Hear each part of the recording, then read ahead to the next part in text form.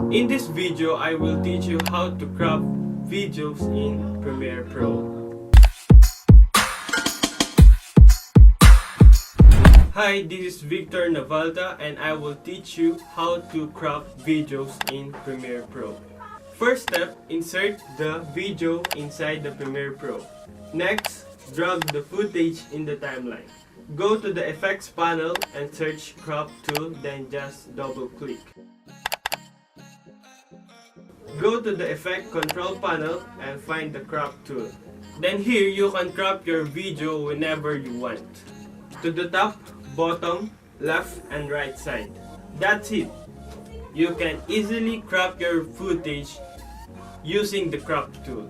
Subscribe for more tutorial videos like this and comment down below for more questions and concerns. Hanggang sa muli, stay creating. Peace.